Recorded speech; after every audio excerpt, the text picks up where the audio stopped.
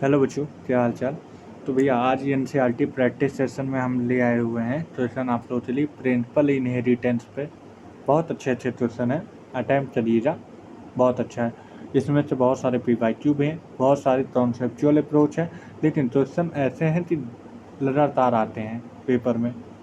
मतलब मैं बोल सकता हूँ 10 साल के अंतर्गत में लगातार क्वेश्चन आना ही आना, हर एक साल मिलना ही मिलना है। ऐसे क्वेश्चन है, बस आपको अटैम्प्ट करना है, ठीक है। अब सुनो, इसमें क्या मतलब, अभी तक तो हमने स्टार्ट किया है, अब आप लोगों के लिए प्रॉपर क्वेश्चन बेस आएंगे, ठीक है। मतलब हम लोग रिवीजन करेंगे क्वेश्चन के माध्यम से, ठीक है। चलो, सबसे पहले क्वेश्चन आ रहा है, did trait are control by the 3 और more gene and thus start. बताइए भैया, टाइम ही नहीं स्टार्ट हो रहा है, तो वो हो जाता है पॉलीजेनिक, ठीक है। आप तो नोट्स प्रॉपर मिल जाएगा टेलीग्राम चैनल पे। अभी आप सिर्फ क्वेश्चन देखें और आंसर दें, और ऐसा नहीं है कि ये सारे क्वेश्चन बाहर थे, सारे एनसीईआरटी के। चलिए next question, when many allele of a single gene govern a character it's a polygenic inheritance statement तो क्या दिया, in polygenic inheritance the effect of allele is a additive. NEET 2024 का क्वेश्चन है, नीट 2024 का, देखते हैं। बोले when many allele of a single gene govern a character is polygenic inheritance. हाँ भैया, ये होता है। बोले in polygenic inheritance defect allele is a additive. NCERT की लाइन है, एनसीईआरटी की लाइन है। दोनों करेक्ट है, दोनों इनकरेक्ट, वन इज ट्रू नहीं, नहीं, ये हो जाएगा अपना फर्स्ट आंसर हो जाएगा, ठीक है। Next, beside the involvement of multiple gene polygenic inheritance also take into account the influence of. बोले हैं कि जैसे जैसे मतलब जो मल्टीपल जीन होते हैं, इन पॉलीजेनिक इनहेरिटेंस में जो मल्टीपल जीन होते हैं वो किससे इन्फ्लुएंस होते हैं, इन्फ्लुएंस मतलब किससे, मतलब इन्फ्लुएंस का मतलब किससे प्रभावित होते हैं। नेचर ऑफ ऑब्जेक्ट नहीं, नेचर ऑफ जीन नहीं, नेचर ऑफ क्रोमोसोम नहीं, नेचर ऑफ एनवायरनमेंट। तो मतलब हमारा हो जाएगा फोर्थ ऑप्शन। एनसीईआरटी की लाइन है पूरा, ठीक है। चलो आगे बढ़, human exchange is the example of, किसका होता है, पीलियोटॉपी नहीं, सिकल सेल एनीमिया नहीं, थैलेसीमिया नहीं, पॉलीजेनिक का हो जाता है, ठीक है।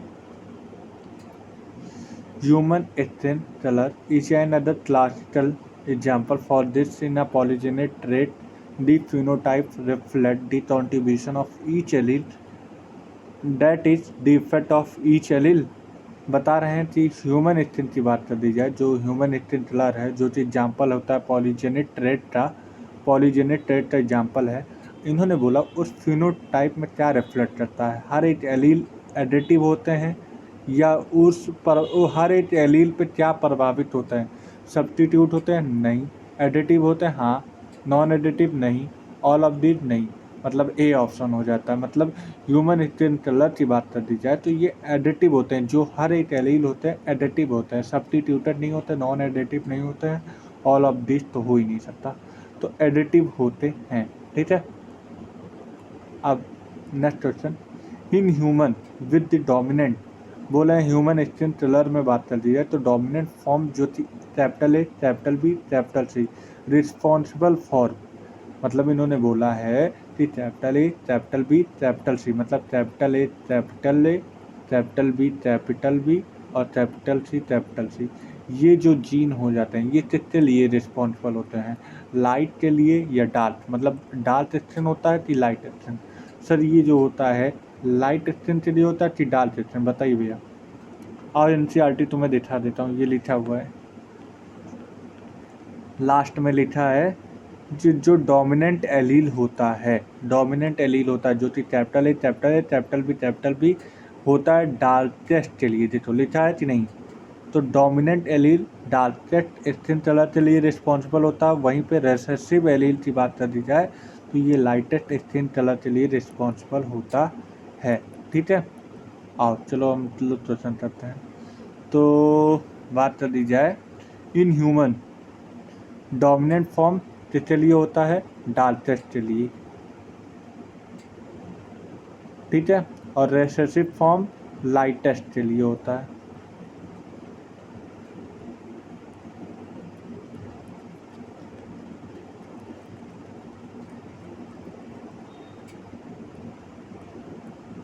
ये किसके लिए होता है? ये डार्क सेक्शन के लिए। और ये रेसेसिव वाले में लाइट। तो ऑप्शन फर्स्ट हो जाएगा? नहीं, ऑप्शन थर्ड हो जाएगा, डार्क और लाइट। ठीक है, आगे बढ़ते हैं। देखो एनसीईआरटी से क्या नाम है, लाइन पढ़ लो, देख लो, हर एक एनसीईआरटी से पूछा जाता। ठीक है, हर एक क्वेश्चन जो बना है सारे एनसीईआरटी से बने हैं। लिखा है range of possible such trade are generally controlled by the 3 और more gene and thus star polygenic trade. मैंने लिखा है क्या? सच ट्रेड मतलब हर एक ट्रेड जो है जनरली बात कर दी जाए कंट्रोल किया जा सकता है 3 और मोर जीन, इन्हें बोलते हैं पॉलीजेनिक इनहेरिटेंस। और जो चीज़ ये किससे इन्फ्लुएंस होते हैं, अभी तो हमने ये क्वेश्चन आया था ना, आओ देखते हैं। इन्फ्लुएंस बाय इन्वायरमेंट, ये देखो ये वाला question, influence the nature of environment, तो वो उसका आंसर एनसीईआरटी में यहाँ लिखा हुआ है। ठीक है, एनसीईआरटी में यहाँ लिखा हुआ है। अब आगे बढ़ते हैं। ठीक है, बोला human classical example of polygenic inheritance. बोले ह्यूमन एक्सटिंक्ट किसका एग्जाम्पल है? Polygenic inheritance. और देखते हैं कहाँ पे है ये क्वेश्चन आया था। Human extinct is the example of polygenic, देखो एनसीईआरटी की लाइन है। अब नेक्स्ट है क्या? डोमिनेंट एलील और रिसेसिव एलील आपने देख लिया है। ठीक है, अब आगे बढ़ते हैं। नेक्स्ट क्वेश्चन देखो, the effect of a gene on a single phenotype or trait. There are the however instance where a single gene can exhibit multiple phenotypic expression. Such gene are called पीलियोट्रॉपिक, सही बात है। Polygenic नहीं, multiple एलिमेंट्रिज्म नहीं, thalassaemia नहीं। बोले हैं कि single phenotype और trait there are the however instant single gene. बोले हैं एक सिंगल जीन एग्जिबिट करता है मल्टीपल फिनोटाइपिक एक्सप्रेशन। तो इन्होंने बोला एक जीन मतलब सिंगल जीन जो होता है वो इनहिबिट कर देता है मल्टीपल कामों को। जैसे कि बात कर दी जाए जो फिनाइल एनिलीन है जो कि एक एंजाइम है, बेसिकली क्या करता है, बहुत सारे मेटाबॉलिक पाथवे को रोक देता है। तो ये बेसिकली किसका काम होता है? पीलियोट्रॉपी का काम होता है। ठीक है, लिखा है the mechanism of pleiotropy is most test the effect of a gene. बोले पीलियोट्रॉपी के टेस्ट में बात कर दी जाए तो ये किससे इफेक्ट करता है? रेस्पायरेटरी पाथवे नहीं, सर्कुलेटरी पाथवे नहीं, ऑल ऑफ दी नहीं, मेटाबॉलिक पाथवे। सर इस बात कर दीजिए मेटाबॉलिक पाथवे के अंदर रेस्पायरेटरी पाथवे नहीं आता। बेसिकली एनसीईआरटी की लाइनें हैं, एनसीईआरटी लाइन सीधे सीधे पूछी जाती है, मेटाबॉलिक पाथवे होता है। अभी आगे देख लो। बोले the pleiotropic disease is caused by the mutation in the gene that code for the enzyme. कौन से एंजाइम होते हैं? फेनाइल एलेनिन हाइड्रोलेज, हाँ यही होता है। फेनाइल एमाइनेज नहीं होता है।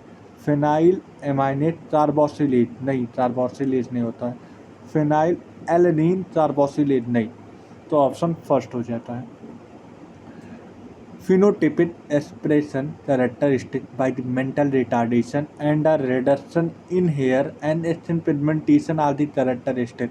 बोल रहे हैं बात कर दी जाए मेंटल रिटार्डेशन या रिडक्शन इन हेयर या स्किन पिगमेंटेशन किसका कैरेक्टरिस्टिक होता है? पॉलीजेनिक नहीं, पीलियोट्रॉपी हाँ, मल्टीपल एनेलिज्म नहीं, थैलेसीमिया नहीं, तो ऑप्शन हो जाता बी।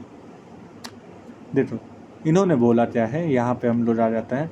बोला है कि पीलियोटॉपी में जब हम लोग पढ़ते हैं तो बोला effect of a A gene मतलब सिंगल जीन जो होता है, सिंगल फिनोटाइप या सिंगल ट्रेट जो होता है, ये बहुत सारे मल्टीपल एक्सप्रेशन मतलब मल्टीपल फंक्शन तो रोक देता है, इसी तो हम बोलते हैं पीलियोट्रॉपिक gene. This underlining mechanism of pleiotropy most tests the effect of a gene on metabolic pathway, और ये किसे रोक देता है? मेटाबॉलिक पाथवे को रोक देता है, which contribute toward the different phenotype and the example of disease phenylketonuria, मतलब पीलोटॉपिक का एग्जाम्पल क्या होता है? फिनाइलकेटोनुरिया, which occur in human, जो कि केस में होता है human. This disease is caused by the mutation in the gene that code for the enzyme phenylalanine hydroxylase, और यही अभी हमने क्वेश्चन आया था डायरेक्ट, और यही नीट में भी आया हुआ है. ठीक है. और जो थी इसका कैरेक्टरिस्टिक क्या है? मेंटल रिटार्डेशन, हेयर का रिड्यूस होना, स्किन पिगमेंटेशन, तो ये सारे फंक्शन हो जाते हैं. ठीक है, फंक्शन हो जाते हैं. तो देख लो भैया, पीलियोटॉपी हर एक लाइन से आपके क्वेश्चन मिला हुआ है. ठीक है, अब हम आगे आते हैं. The concept of genetic chromosomal basis of sex determination is given by, बोल रहे हैं कि बात करें जेनेटिक क्रोमोसोमल सेक्स डिटर्मिनेशन का कॉन्सेप्ट किसने दिया? हैंटिन ने, हर्शेचेस नहीं, हैंटिन 1881 नहीं, हैंटिन 1891 हाँ, सतन बावरी नहीं. ठीक है,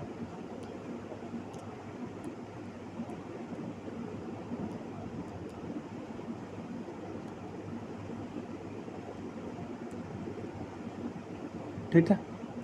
चलो नेक्स्ट क्वेश्चन स्टेटमेंट वाई है, और देखते हैं. चलो पढ़ते हैं स्टेटमेंट वाइज. बोले इन sex determination it was also observe by the him 50% of the sperm receive this structure after spermatogenesis. इन्होंने बोला सेक्स डिटर्मिनेशन की बात कर दी जाए तो यहाँ पे हमने क्या ऑब्जर्व किया? हेंटिन ज्योति 1891 में बात कर दी जाए, उन्होंने क्या ऑब्जर्व किया था? 50% जो स्पर्म होता है वो रिसीव होता है आफ्टर स्पर्मेटोजेनेसिस. बात सही है, एनसीईआरटी की लाइन है, डायरेक्ट.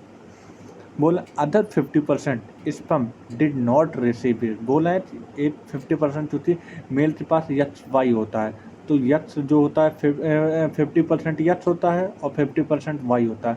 बोला है 50% तो यक्स तो मिल जा रहा. बोला है in sir determination it was also observe by him 50% of the sperm. बोला है 50% बात करती है स्पर्म तो रिसीव हो जाता है इससे, और तब होता है आफ्टर स्पर्मेटोजेनेसिस. बोले अदर 50% जो कि नहीं रिसीव होता है, हेंटिन ने क्या नाम दिया था? यर्थ बॉडी. हेंटिन उस जो 50% स्पर्म नहीं मालूम पड़ा था, नहीं रिसीव हुआ था, हेंटिन ने उस चीज़ को क्या नाम दिया था? यर्थ बॉडी. बात सही है, सेकंड स्टेटमेंट भी हमारा सही है. ठीक है,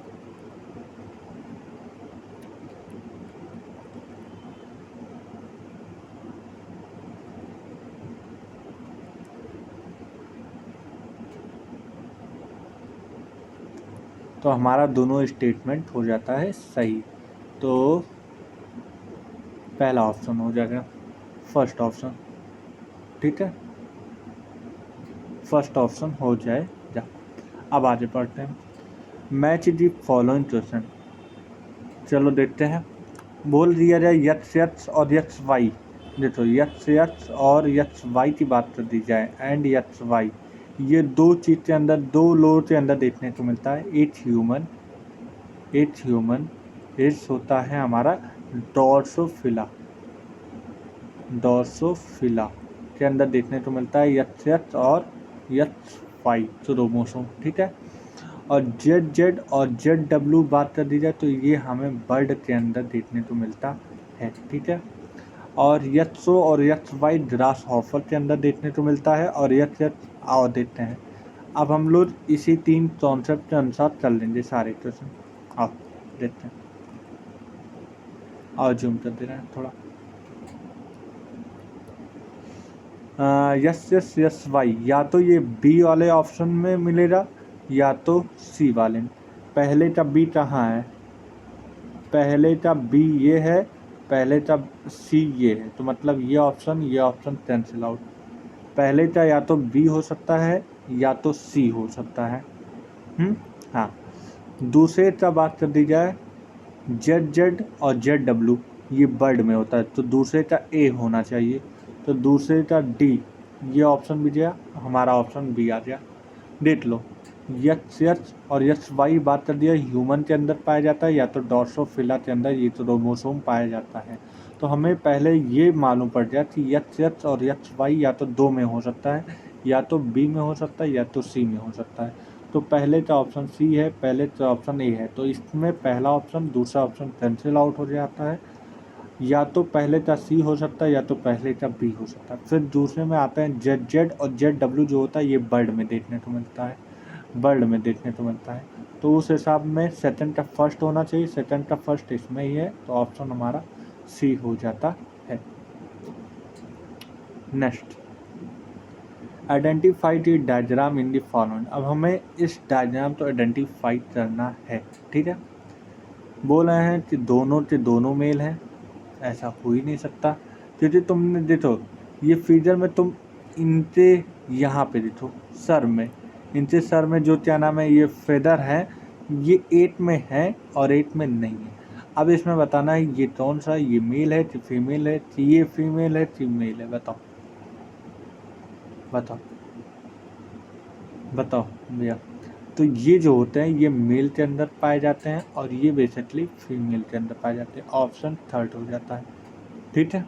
अब आते हैं नेक्स्ट। बोले this determination in honey B. Honey bee की बात कर दी जाए, वहाँ पे सर डिटर्मिनेशन जब करते हैं तो it is a based on the number of set of chromosome of an individual receive. सही बात है, एनसीईआरटी की लाइन है, जब तुम पढ़ो तो वहाँ पे हनी बी वाले चीज़ में तो ये पहली लाइन तुम्हें देखने को मिलेगी। बोले एन ऑफ स्प्रिन, बोले कि जो ऑफ स्प्रिन है from the union of a sperm and egg develop a female. बोल रहे हैं कि भैया जो ऑफ स्प्रिन होंगे, जो ऑफ स्प्रिन पैदा होंगी स्पर्म और एग के डेवलप होने से या तो ट्विन बनेंगी या तो वर्कर। इन्होंने बोला है कि भाई कोई भी चीज़ हो, जैसे कि बात कर दी इधर मेल है ये फीमेल है, इन्होंने अपना गैमेट बनाएंगे, गैमेट बनाया, गैमेट बनाने के बाद फ्यूज हुआ, फ्यूज हो जाने के बाद जो क्या नाम है प्रोडक्ट बनेगा, या तो ये ट्विन बनेगा या तो रानी बनेंगी या तो वर्कर बनेंगे। और जो कि अनफर्टिलाइज एड होंगे जो हम बोलते हैं मेल, मेल जो कि ड्रोन बनता है, यहाँ पे 2 लोड बनेंगे, एक ट्विन बनेगा, या तो ट्विन बन सकता है या तो वर्कर बन सकती हैं, दोनों में से कोई भी बन सकता है, ठीक है। और दूसरी चीज़ जो अनफर्टिलाइज एड डेवलप करता है मेल से, जो कि ड्रोन बनता है आगे करते, और उस प्रोसेस को बोलते हैं पार्थिनोजेनेसिस। हाँ बात सही है, उस प्रोसेस को बोलते हैं पार्थिनोजेनेसिस, उस प्रोसेस को हम बोलते हैं पार्थिनोजेनेसिस। पहली चीज़ such determination in honey bee based on the number of set of chromosome, सही बात है। And of spirit form by the union of sperm and egg develop as a female and unfertilize develop as a male. जो कि unfertilised develop करता है, जो egg होता है वो मेल से ड्रोन बनता है, और by the process of parthenogenesis. दोनों से दोनों ऑप्शन सही हैं, ठीक है। तो ये नहीं हो सकता, ये नहीं हो सकता, ये नहीं हो सकता, फोर्थ ऑप्शन हमारा फोर्थ ऑप्शन होता है। चलो आगे बढ़ते हैं। टोटल क्रोमोसोम बताना है। हाँ देखो, ड्रोन जो होता है वह हैप्लॉइड होता है, वर्कर जो होता है ये भी डिप्लॉयड होते हैं, ट्विन जो होते हैं ये भी डिप्लॉयड होती हैं। हनी बी की बात कर दी जाए तो यन जो होता है 16 क्रोमोसोम होता है, ये भी 16 32 हो जाएंगी, ये भी 32 हो जाएंगे। टोटल जोड़ कितने बने हैं, 16 64 64 64 और 16 कितना हो जाएगा, 80 80 हो जाएगा। तो ऑप्शन फोर्थ हो जाएगा अपना, कौन सा आंसर हो जाएगा, फोर्थ हो जाएगा आंसर अपना, कौन सा हो जाएगा, फोर्थ हो जाएगा, ठीक है। चल, haplodiploid sex determination system are present in grasshopper, नहीं। हनी बी, हाँ हनी बी में हैप्लोडिप्लॉइड सेक्स डिटर्मिनेशन देखने को मिलता है, ड्रोसोफिला में नहीं, बर्ड में नहीं।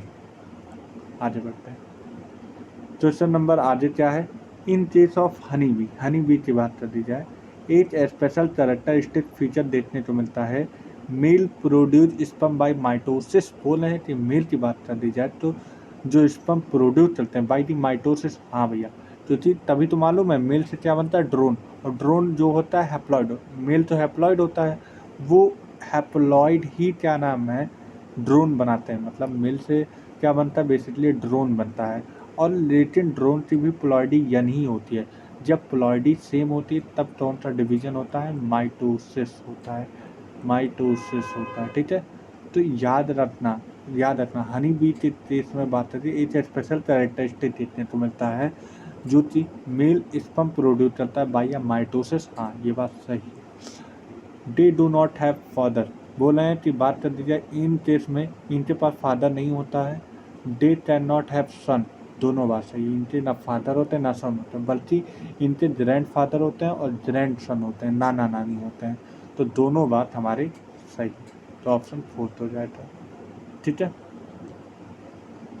Mutation is a phenomena which result in a alternation of DNA sequence, हाँ ये बात सही है। म्यूटेशन इज अ फिनोमिना जो which result in a alternation of DNA sequence, सही बात है।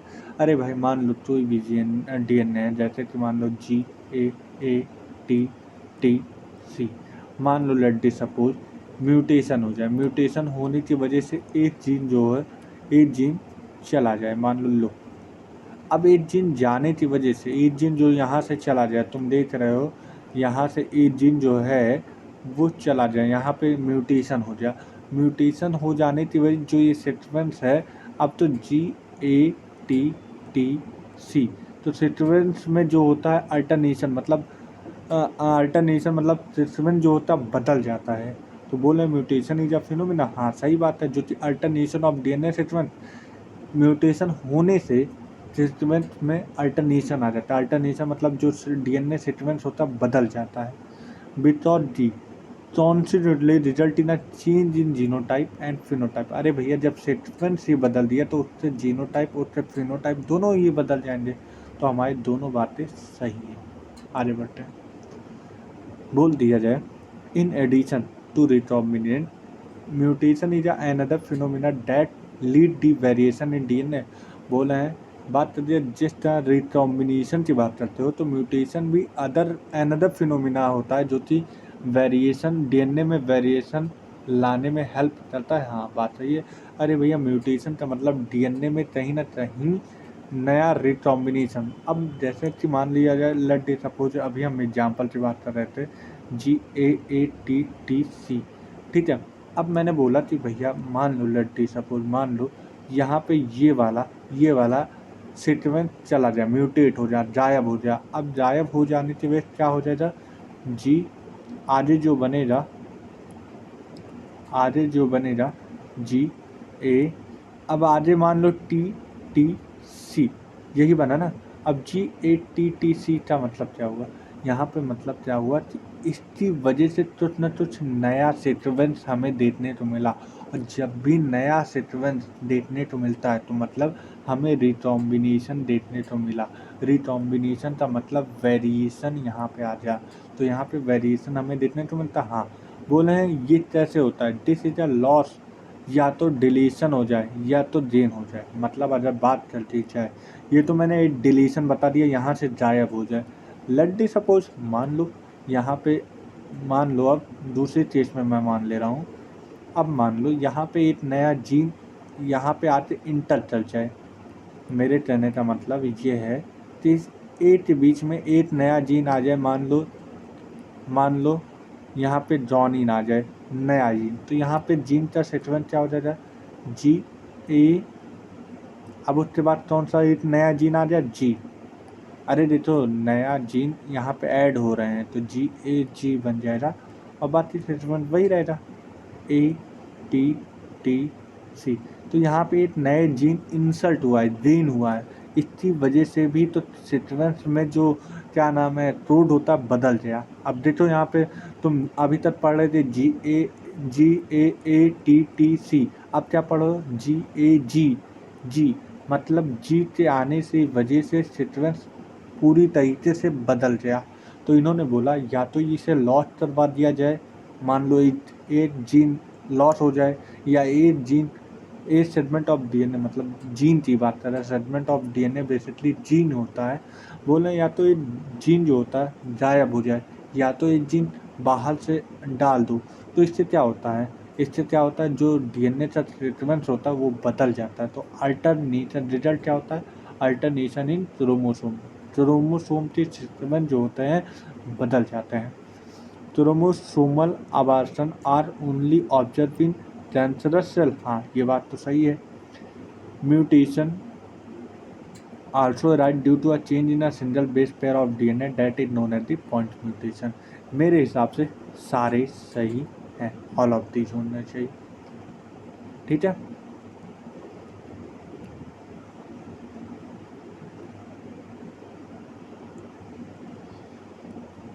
और देते हैं। ठीक है, हमारे हिसाब से सारे करेक्ट भी पूछा था, सही है सारे। नेक्स्ट बोल रहे हैं आइडेंटिफाई द मैचिंग। अब आइडेंटिफाई नीट 2023 का भी क्वेश्चन रहा है। तो इस फिगर तो देखो और बताओ कौन सा ऑप्शन है। ये तो रिलेटिव मेटिंग है, मतलब आपस में, मतलब जैसे रिलेशन में ही शादी हो नहीं जाती, तो रिलेटिव मेटिंग का ये फिगर दिया हुआ है, तो ये ऑप्शन बी हो जाता है। सच अनस्पेसिफाइड का ये कुछ इस तरीके का फिगर होता है।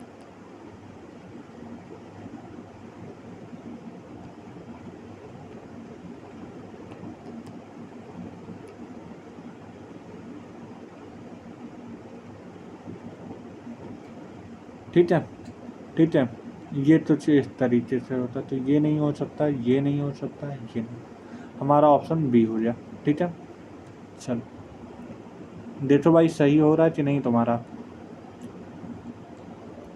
चल अब हम लोग नेक्स्ट क्वेश्चन में देखने जा रहे हैं।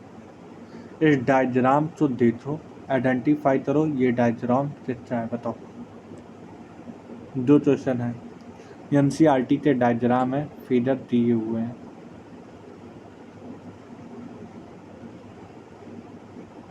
और नीट में आया हुआ भी है। ठीक है, पहली चीज़ मैं आपको बता दूं कि एनसीईआरटी में इस ग्राफ को देखो, यहाँ पे डिसीज है, तो जो इसका क्या नाम है, डिसीज पेरेंट्स से डिसीज चिल्ड्रन है, तो ये रेसेसिव होगा, ठीक है, रेसेसिव। देखो बता रहे हैं, देखो इसमें तुम कैसे देखोगे, इसमें तुम ऐसे देखना, तभी भी मान लो मैं तुम्हें बता दे रहा हूँ, अगर पेरेंट्स डिसीज हों और उनके बच्चे जो नेक्स्ट जनरेशन है वो भी डिसीज हैं, और फिर उनके नेक्स्ट जनरेशन देखो वो भी डिसीज, तो जाहिर सी बात है ये डोमिनेंट होगा। ठीक है, डोमिनेंट। रिसेसिव में क्या होते हैं, रिसेसिव में जो पेरेंट होते हैं, अगर तुम देखो डिसीज वाला इस वाले जनरेशन में भी आ रहा है, इस वाले भी जनरेशन में है डिसीज, इस वाले, मतलब लगातार डिसीज वाली जनरेशन आती जा रही है। पेरेंट्स की जनरेशन हो रही, उनके बच्चे भी डिसीज हैं, फिर उनके बच्चे भी डिसीज हैं, मतलब जाहिर सी बात है डोमिनेंट वाला हो जा, तो रिसेसिव नहीं हो सकता, या तो रिसेसिव वाला हटा दो। ठीक है, अब तुम्हें मालूम होना चाहिए, ये तो तुम्हें मालूम पड़ जाए कौन सा डोमिनेंट, क्योंकि देखो इसमें सारे ऑटोसोमल होते हैं। ठीक है, पहला ट्रिक याद रखना हमेशा, अगर पेरेंट डिसीज हैं, उनके बच्चे भी डिसीज हुए, फिर उनके बच्चे भी डिसीज हुए, मतलब अगर डिसीज लगातार हर जनरेशन में देखने को मिल रहे हैं, तो ये जाहिर सी बात है डोमिनेंट का केस होता, रेसेसिव का केस नहीं होता। तो उस हिसाब से मेरा फोर्थ ऑप्शन और थर्ड ऑप्शन कैंसिल आउट हो जाता है। अब मैं तुम्हें एक एग्जांपल बताऊं, सिकल सेल एनीमिया की बात कर दी जाए तो ये डोमिनेंट नहीं होता है, ये तुम्हारा क्या नाम है IQ चेक कर रहा है कि क्या तुम्हें एग्जांपल याद है कि नहीं। तो सिकल सेल एनीमिया जो होता है ये डोमिनेंट नहीं होता है, ये तो रेसेसिव होते हैं, ऑटोसोमल रेसेसिव इनहेरिटेंस होता है। तो ऐसे ऑप्शन थर्ड भी कटा, और हमारा फाइनल आंसर जो देखने को मिला है वो फर्स्ट होता है। पहली चीज़ याद रखना। अभी हम नेक्स्ट डायग्राम में आ रहे हैं, यहाँ पे तुम देखो पेरेंट क्या मतलब पेरेंट डिसीज है? नहीं, पेरेंट तो नहीं डिसीज है, लेकिन उनके बच्चे जो है वो डिसीज है। मतलब पेरेंट्स तो नहीं डिसीज हैं, लेकिन उनके जनरेशन में, नेक्स्ट जनरेशन में क्या देखने को मिलता है, उनके जो बच्चे हैं वो डिसीज हैं। तो इसका मतलब कहीं ना कहीं ये ऑटोसोम है, लगातार देखने तो मिल नहीं रहे, मतलब पिता से। इसमें देखो क्या नाम है, पेरेंट्स भी डिसीज हैं, उनके बच्चे भी डिसीज हैं, फिर उनके नेक्स्ट जनरेशन जो है वो भी डिसीज हैं। तो जाहिर सी बात है डोमिनेंट। लेकिन इसमें तुम देखो पेरेंट तो नहीं डिसीज हैं, लेकिन उनके बच्चे, उनके डॉटर जो हैं डिसीज हैं। तो बेसिकली इससे क्या हो जाता है, हमें लगता डोमिनेंट कैंसिल आउट हो जाता है, तो बचा क्या, रिसेसिव। तो डोमिनेंट हटा, हटा, डोमिनेंट हटा, अब बचा क्या, रिसेसिव।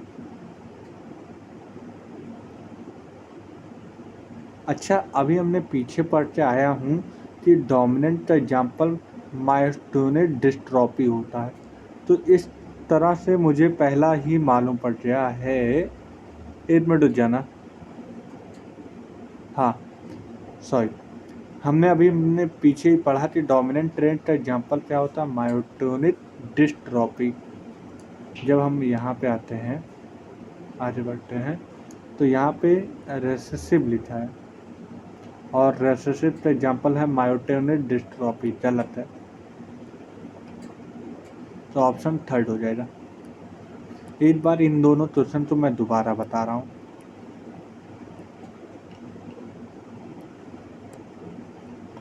चलो दोबारा बता दे रहा हूँ।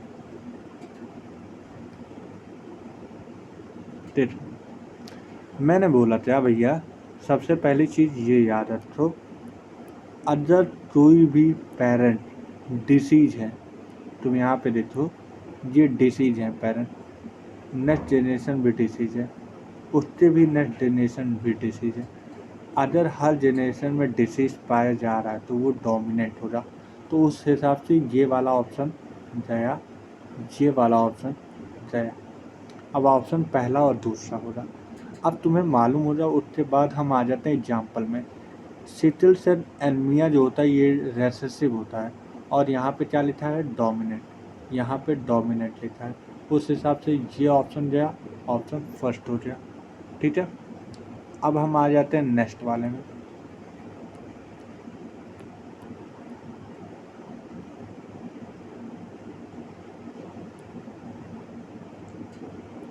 नेक्स्ट वाले में जब हम आते हैं, नेक्स्ट वाले में जब हम आते हैं, तो ये देखो ये नॉन डिसीज होता है। नॉन डिसीज मतलब पेरेंट जो है वो डिसीज नहीं है, लेकिन बच्चे उनके डिसीज हैं, उनके नेक्स्ट जनरेशन डिसीज हैं। तो मतलब ये जाहिर सी बात है, अल्टरनेशन देखने को मिला, मतलब एक में दिखा, एक में नहीं दिखा, एक में दिखा, एक में नहीं दिखा, कॉन्टिन्यूअस नहीं है। देखो इस वाले में कॉन्टिन्यूअस था, इसमें पेरेंट्स भी डिसीज थे, उनके बच्चे भी डिसीज थे, फिर उनके बच्चे भी। कॉन्टिन्यूअस जो है डिसीज होते जा रहे हैं, लेकिन इसमें क्या कॉन्टिन्यूटी है, नहीं है। तो ये रेसेसिव होंगे, और रेसेसिव होने का मतलब पहला ऑप्शन, पहला ऑप्शन, पहला ऑप्शन, दूसरा ऑप्शन गया। ठीक है, तीसरा तुम्हें मालूम होना चाहिए, मायोटोनिक डिस्ट्रॉफी जो होता है ये डोमिनेंट का एग्जाम्पल है, रेसेसिव का नहीं है। तो ऑप्शन मेरा थर्ड सही हो जाता है। ठीक है, अब आई होप तुम लोग तो समझ में आया होगा दोनों तो। चलो, अब इसमें से पूछा है select common and prevalent Mendelian disorder. अब इन्होंने बोला है कि आप तो सेलेक्ट करना है कौन कौन से इनमें से मेंडेलियन डिसऑर्डर हैं, और करते हैं। हीमोफीलिया, हाँ मेंडेलियन डिसऑर्डर है। टर्नर सिंड्रोम नहीं, क्रोमोसोमल है। सिस्टिक फाइब्रोसिस, हाँ ये भी है। सिकल सेल एनीमिया है। क्लाइंट-फिल्टर सिंड्रोम नहीं भैया, सिंड्रोम नहीं है। ठीक है, क्लबर्नाइटिस है। डाउन सिंड्रोम नहीं। फिनाइलकेटोनुरिया है। थैलेसीमिया है। तो हमारे मेंडेलियन डिसऑर्डर कौन कौन है, हीमोफीलिया 8 हो गया, सिस्टोसिस फाइब्रोसिस 2 हो गया, सिकल सेल एनीमिया 3 हो जाए, क्लबर्नाइटिस 4 हो जाए, फिनाइलकेटोनुरिया 5 हो जाए, थैलेसीमिया 6 हो जाए। तो हमारा ऑप्शन थर्ड हो जाएगा, आंसर थर्ड। चलो, in a sex-linked recessive disorder due to a defect in either red or green tone of eye resulting in the failure of the discriminate between red and green color। बोल रहे हैं इन अ सच length recessive disorder की बात कर दी जाए तो या तो रेड टोन या तो ग्रीन टोन इफेक्ट हो जाता है, डिफेक्ट हो जाता है, जिसकी वजह से हमें रेड और ग्रीन कलर के बीच में विभिन्नता पाने के लिए दिक्कत होती है, बहुत सारी दिक्कतें फील होती है। हाँ, ये बात सही है, एनसीईआरटी की लाइन ही दी हुई है। This defect is due to a mutation in certain gene present in yes chromosome. याद रखना कि ये जीन जो होते हैं कुछ ही यस क्रोमोसोम पे कुछ जगह पे ही पाए जाते हैं, जो कि यही डिफेक्ट हो जाते हैं। यस क्रोमोसोम, जैसे कि यस क्रोमोसोम होता है, यस क्रोमोसोम के कुछ स्थान पे ये ग्रीन और क्या नाम है रेड टोन जो होते हैं पाए जाते हैं, उनके जीन जो होते हैं म्यूटेशन के कारण बदल जाते हैं, जिसकी वजह से हमें क्या होता है, कलर ब्लाइंडनेस हो जाता है। ठीक है, it differ due to a mutation in certain gene present in yes chromosome. सही है। It occur about 8% in male and 0.4% in female. सही बात है। दिस इज बिकॉज, ये क्यों होता है, that gene the lead the red और green colour blindness on the X chromosome. Male have only X chromosome. Male के पास सिर्फ यस क्रोमोसोम होता है और फीमेल के पास 2 यस क्रोमोसोम होता है। ठीक है, तो यहाँ पे एक यस क्रोमोसोम है, एक फीमेल के पास 2 यस क्रोमोसोम होता है, जिस वजह से मेल को 8% चांसेस होता है कलर ब्लाइंडनेस होने के लिए और फीमेल को 0.4% होता है। तो हमारे हिसाब से 1 2 3 4 ABCD मतलब चारों सही है, ऑप्शन 4। चलो नेक्स्ट क्वेश्चन। हाँ बताइए भैया, पढ़िए। दी सन ऑफ अ वुमेन, बोले हैं कि जो वुमेन का बेटा है, मतलब वुमेन का बेटा है, सन है, हुज कैरी दी जीन है आ 50% chance of being colour blind. बोले हैं कि मान लो लेट दी सपोज जो वुमेन का बेटा है, सन है, बात करिए कलर ब्लाइंडनेस की बात करिए, 50% चांसेस होता है। हाँ, ये बात सही है, एनसीईआरटी की पूरी लाइन है। हम आपको दिखाएंगे एनसीईआरटी की लाइनें, अभी हम आपको दिखा रहे हैं।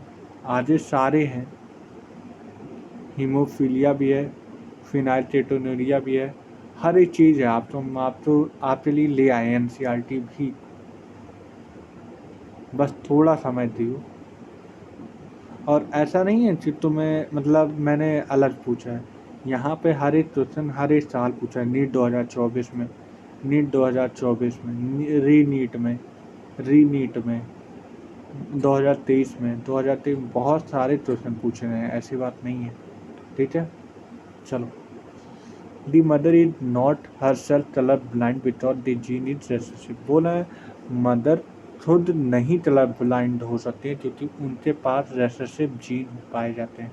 सही बात है भाई, अगर मदर खुद कलर ब्लाइंड हैं तो वो हो नहीं सकती। पहली चीज़, उनके पास रेसेसिव जीन होने के कारण, because the gene is recessive, mother के पास रेसेसिव जीन होता है, इसलिए वो खुद कलर ब्लाइंड नहीं होती हैं।